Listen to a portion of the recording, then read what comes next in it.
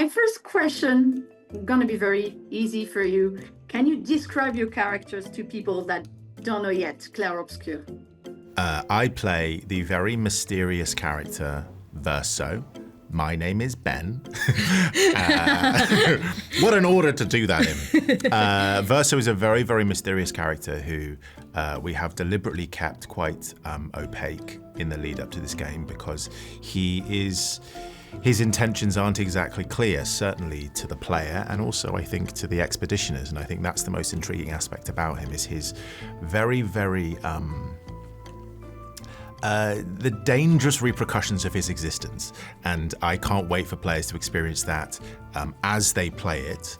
And I'm very proud to be a part of this game.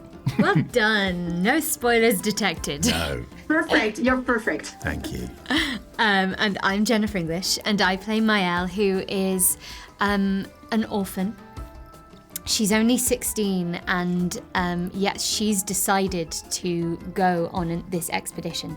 And she starts off, she's very much a loner, she's very strong-willed, she's very brave, and she goes through a lot, shall we say. And I can't wait for people to discover these characters' stories as they go along. What kind of information did the team give you before recording the session? Key element about your characters? They gave us everything. They gave us absolutely everything. They said, this is who you're playing, this is why they exist, this is their purpose, and this is what we want you to bring to it. This game was so brilliantly baked by the time we got here. We were given so much freedom to explore. Like, it wasn't actually restrictive by saying, this is the story. They were like, add what you want to it within these boundaries. And as much as that can seem restricting, it was incredibly freeing because it was going, this is what we want from you, but we want you to add your own spice to it. And it was just so cool. And knowing that, I think maybe the most difficult aspect was how having the patience, I think, to not want to reveal that immediately about your characters, knowing where they're going to go.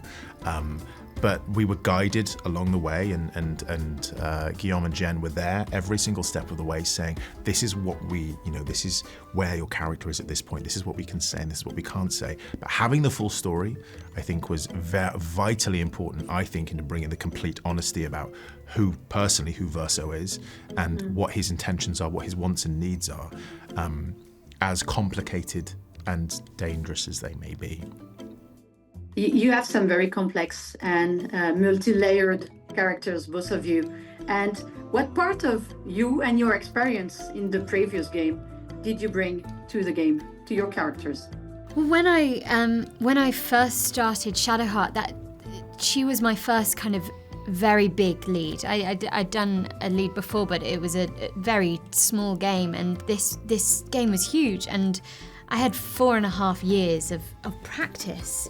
And it just meant that I could bring everything that I learnt to this game from day one, which was a really wonderful experience. It was my first game after Baldur's Gate 3, and I'm so glad that I had that experience and that I'd failed and practiced and experimented beforehand, because it is a very challenging character. They all are, and Verso certainly is. These are not simple characters by any means, as you know. And I think if we had less experience, it would have been a bit nightmarish, to be honest. But it wasn't. It was this safe, collaborative, creative process with very, very passionate people. And luckily, we really enjoy what we do, and so we could just kind of.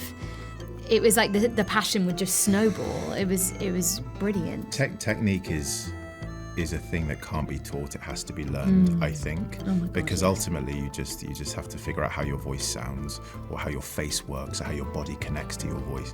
It's such a physical thing working in video games, and so the thing that I think both of us took was all the learnings. And then kind of go, well, I now feel like I know a little bit more. I can come in. I don't have to rev up to, the speed that I need to be. It's a lot quicker. My acceleration is there, and I'm freer to continue to make mistakes, but I'm also freer to kind of be a little bit more adventurous earlier on in the project. Yeah. I know that you had a particular vocal challenge in doing Clair Obscur. It's learning how to pronounce French curse words. Yes. What can you say now in French? I can only think of rude things now. Exactly, you can. That's my purpose. If you because say it's not common. Are we allowed to swear? Yes, you are. Well, so the main difficulty for me was putain. Putain. Putain. Putain. How do we sound? How do we sound? Very good. Well, Guillaume would say no. Guillaume would say no. No, He'd be like, no, putain. And I'm like, putain. And you, putain. And what? Merde. Merde. You struggle with the François. Renoir. My favourite. Verso. I love thinking that I can speak French. I can't.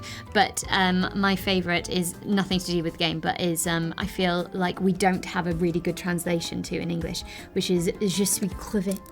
Which means like I'm so tired that I want to I'm a little shrimp. Oh, I'm sometimes a little shrimp. Yeah. What is it? Je suis crevé. Have I said that right? Je suis crevé. Crevé. Crevé. I'm very, very tired. Yeah. I'm not now actually because I've just had a coffee, but I will be later. And also je m'en fous. I don't give a fuck. You're perfect. You are perfect French. Merci. Because we made so many mistakes. And I watched a lot of Lupin. Like honestly, I can't tell you those sessions. How badly we did it. I did it very, very badly, and I think I think Guillaume was very polite with me. Yeah. But I did learn première prise. Première prise. Which means first take. We talk a lot about AI in voicing. Yes. And are you afraid of that, or for your job, for video game in general, or you don't see that very useless? Are we afraid of AI? AI is such a fascinating word because AI, artificial intelligence, has been used in video games for a long period of time. But generative AI, and certainly the ways in which companies want to use it, it's not the technology itself. It's the do we trust the people whose hands it is in? And I think that's what certainly SAG, the actor strike, are trying to battle right now. Is understanding that regulation is important. I don't think it's fear. Although I think there is a lot of it out there. I think what we're looking for is respect, respect for the craft, and respect for the value that actors can bring to the project, and artists and musicians and.